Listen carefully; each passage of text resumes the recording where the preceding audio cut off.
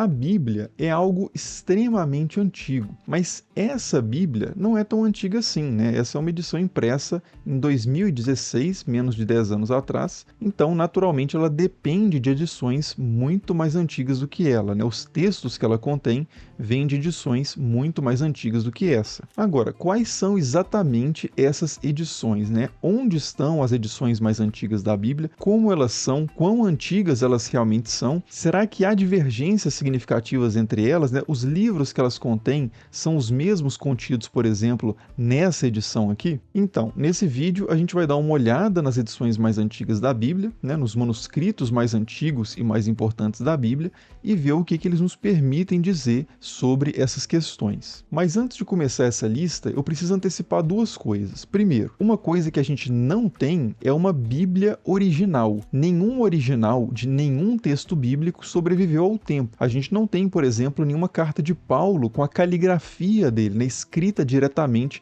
da mão dele. Assim como a gente não tem nenhum documento bíblico vindo do próprio punho do autor original. Por isso, a gente depende sempre de cópias desses textos, né, feitas ao longo da história por centenas e milhares de escribas que se dedicaram justamente à preservação desses livros. E até a invenção da imprensa, no século XV, essas cópias eram feitas à mão, ou seja, eram manuscritos. E é desses manuscritos, então, dessas cópias antigas feitas à mão, que a gente vai falar nesse vídeo. E a segunda coisa que eu preciso falar aqui é que esse vídeo é patrocinado pela Insider, né, nossa parceira fiel aqui no canal, que tem contribuído muito para viabilizar esse nosso projeto de divulgação de conhecimento histórico aqui no YouTube. A Insider faz vários produtos com tecnologias inovadoras, né, como por exemplo a Tech T-Shirt, que é uma camisa anti-odor, que não desbota, não precisa passar, tem uma excelente regulação térmica. Então, se você quiser fazer o teste, eu vou deixar o link da loja na descrição do vídeo e no primeiro comentário fixado, e você pode usar o cupom ESTRANHA12 para garantir 12% de desconto. Mas, dito isso, então, vamos lá para a lista propriamente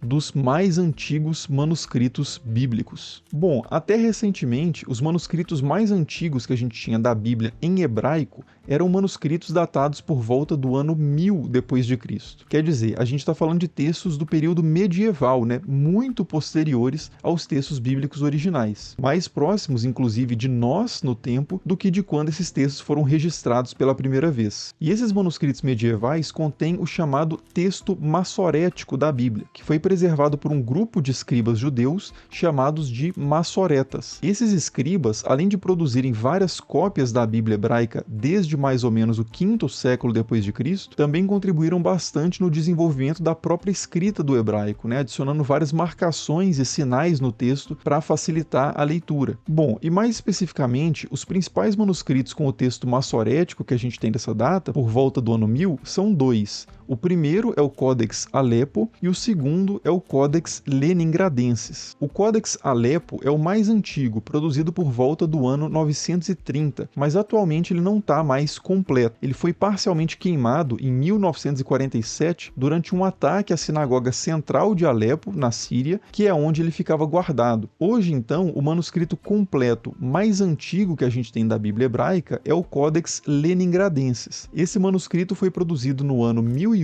e atualmente está guardado na Biblioteca Nacional da Rússia, na cidade de São Petersburgo. E essa cidade, né, São Petersburgo, nos tempos da União Soviética, era chamada de Leningrado, daí Codex Leningradenses. Ah, e um códex, basicamente, né, só para não deixar essa palavra no ar, é isso aí que vocês estão vendo na tela, né? São páginas dobradas e costuradas em uma lombada. É um tipo de suporte de escrita que a gente está muito acostumado a ver hoje, né? Parece muito com os livros físicos que a gente tem atualmente, mas ele é uma invenção mais recente, por exemplo, do que as tabuinhas de argila ou do que os rolos. E ele só se tornou realmente popular a partir do 3º século depois de Cristo. Mas, voltando ao Codex Leningradenses, né, até hoje esse é o principal manuscrito, então, usado como base para as traduções do Antigo Testamento das Bíblias cristãs, inclusive as traduções que circulam em português. João Ferreira de Almeida, Nova Versão Internacional, Bíblia de Jerusalém, Bíblia Tebe, etc. Todas essas versões dependem principalmente desse texto massorético, né, preservado no Codex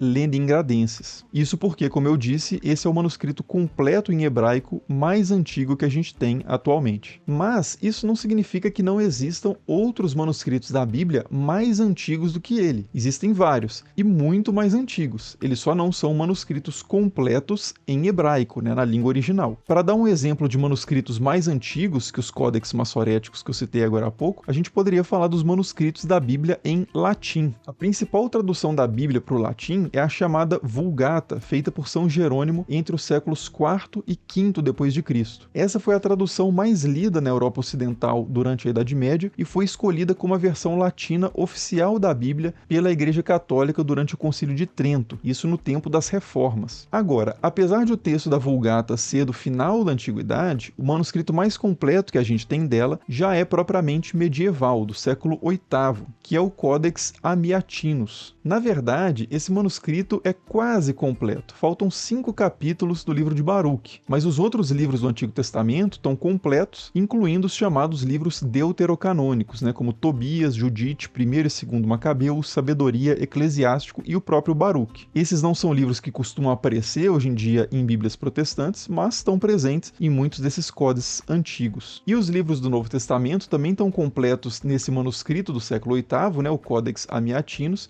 e são exatamente os 27 livros mais habituais mesmo, né, do Evangelho de Mateus ao Apocalipse. Inclusive, na verdade, segundo alguns outros manuscritos antigos da Bíblia, o Novo Testamento do Codex Amiatinus, né, com 27 livros, pode ser considerado completo até demais, contendo livros que não deveriam estar ali. Por exemplo, outra versão antiga da Bíblia, que é a Peshitta, contém só 22 livros no Novo Testamento. E isso não é porque ela perdeu os outros 5 num incêndio ou coisa parecida. Os manuscritos completos dessa versão realmente só incluem 22 livros. A segunda carta de Pedro, a segunda e terceira carta de João, a carta de Judas e o livro do Apocalipse foram realmente excluídos. E isso não é uma coisa assim tão excepcional. A legitimidade desses livros realmente foi muito questionada desde o início do cristianismo e muitos cristãos antigos preferiram deixar realmente esses livros de fora da Bíblia. E a Peshitta é um dos exemplos disso. Agora, o que exatamente é essa tal de Peshitta que eu estou falando aqui, né? A Peshitta é uma versão da Bíblia na língua siríaca que foi muito utilizada na Síria, na Pérsia e na Mesopotâmia. Isso desde o final da Antiguidade. E essa versão é utilizada até hoje por algumas igrejas, como a Igreja Ortodoxa Siríaca e a Igreja Assíria do Oriente. O manuscrito mais antigo que a gente tem de uma Peshitta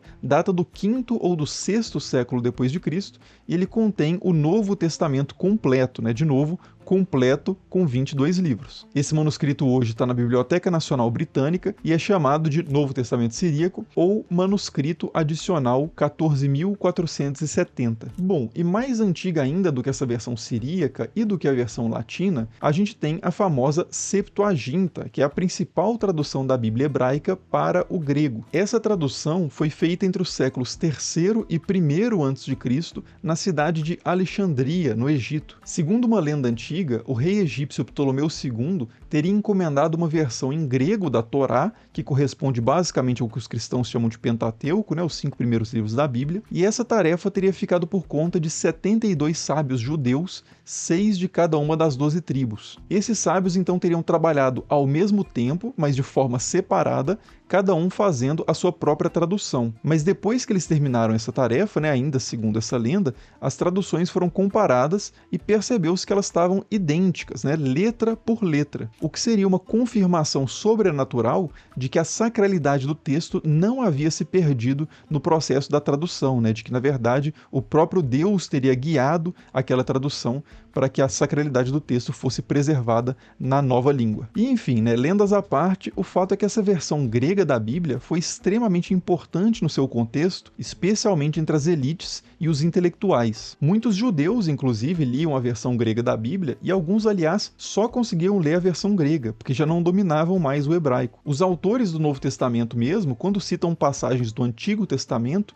quase sempre usam o texto da versão grega, né, da Septuaginta. Agora, falando nos manuscritos mais antigos que a gente tem da Septuaginta, né, eles já são bem posteriores ao período em que a tradução foi feita originalmente. Os manuscritos mais antigos e completos que a gente tem dessa versão são os chamados Grandes Códices Unciais, que são 4 no total. O Codex Vaticanus e o Codex Sinaíticus, que datam do IV século, e o Codex Alexandrinus e o Codex Ephraemi Rescriptus, que datam do V século. Todos eles são escritos em letras maiúsculas arredondadas, chamadas de unciais, daí o nome Códices Unciais, e todos eles preservam também grande parte dos textos bíblicos, né, tanto do Antigo quanto do Novo Testamento, daí grandes códices unciais. O menor, por assim dizer, né, desses 4 grandes é o Codex Ephraemi Rescriptus, que perdeu as páginas de 2 livros do Novo Testamento e só reteve 6 livros do Antigo. Já o Codex Alexandrinus preserva todos os livros,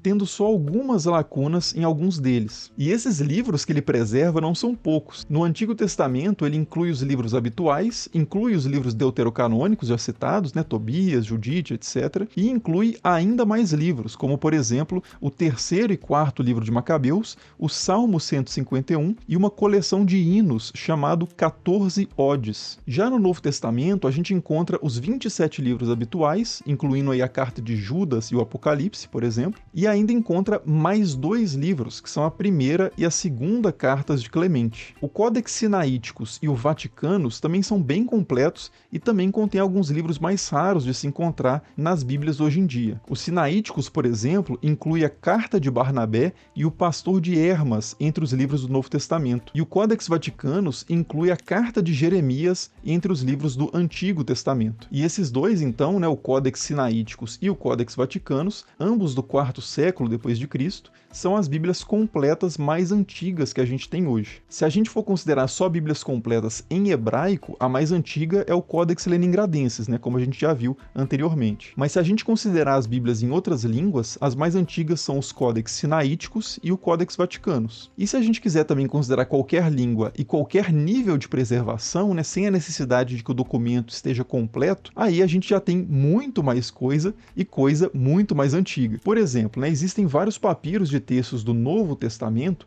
que datam do 3º e até do 2º século. Alguns exemplos são os papiros de Bodmer, de Magdalen, de Oxirrinco e de Rylands. Entre esses últimos, né, os papiros de Rylands, a gente encontra um papiro particularmente especial, que é o papiro P52. Esse papiro preserva parte do capítulo 18 do Evangelho de João e é considerado o registro mais antigo de um texto do Novo Testamento que a gente tem hoje. Ele data por volta do ano 125 ou, no máximo, 200 depois de Cristo. Já sobre manuscritos contendo textos da Bíblia hebraica, a gente tem o papiro Nesh, que data do século II a.C., e muito mais antigo que ele, a gente tem um objeto que, apesar de ser escrito à mão, não é propriamente um manuscrito no sentido comum, mas sim um amuleto de prata, que é o amuleto de Ketef Hinnom, datado por volta de 600 a.C. Esse realmente é disparado o registro mais antigo de um texto bíblico existente. Tão antigo, aliás, que talvez ele seja mais antigo até que os próprios textos bíblicos, o que torna meio estranho dizer que esse amuleto contém um texto bíblico. Mas como assim, né? Que confusão que é essa? O que acontece é que o texto presente nesse amuleto é uma bênção sacerdotal. Essa bênção sacerdotal pode ser encontrada no livro de Números, na Bíblia hebraica, mas é bem possível que essa bênção já existisse antes do livro de Números e que o livro de Números tenha simplesmente incorporado essa bênção no seu texto. Então, se esse for o caso, né, o amuleto de Ketef Hinnom não seria exatamente um registro antigo de um texto bíblico, mas sim um registro de uma bênção antiga que um texto bíblico também registrou. Mas, de qualquer forma, né, esse é o testemunho realmente mais antigo que a gente tem de um texto que também está na Bíblia. Ah, e claro, né, a gente não poderia encerrar esse vídeo sem falar de um dos conjuntos de manuscritos mais famosos da história. No início do vídeo, quando eu estava falando sobre o Codex Alepo e o Codex Leningradenses, eu disse que até recentemente esses eram os manuscritos mais antigos que a gente tinha da Bíblia hebraica. Então assim, né, quando que isso mudou? Isso mudou justamente quando foram encontrados, em meados do século XX, os chamados manuscritos do Mar Morto. Esses manuscritos são mais de 1000 anos mais antigos que o Codex Alepo e o Codex Leningradenses, e portanto eles mereceriam, logicamente, simplesmente um espaço aqui nesse vídeo. Afinal, eles são realmente os registros mais antigos em hebraico de muitos textos que a gente tem na Bíblia. Mas, como eu postei um vídeo específico só sobre os manuscritos do Mar Morto há pouquíssimo tempo aqui no canal, eu vou só deixar a sugestão aí mesmo para que você assista esse vídeo, caso ainda não tenha assistido. Então, por enquanto é isso. As referências sobre tudo que eu falei nesse vídeo, como sempre, estão na descrição aí embaixo. Muito obrigado por assistir e até o próximo. Falou!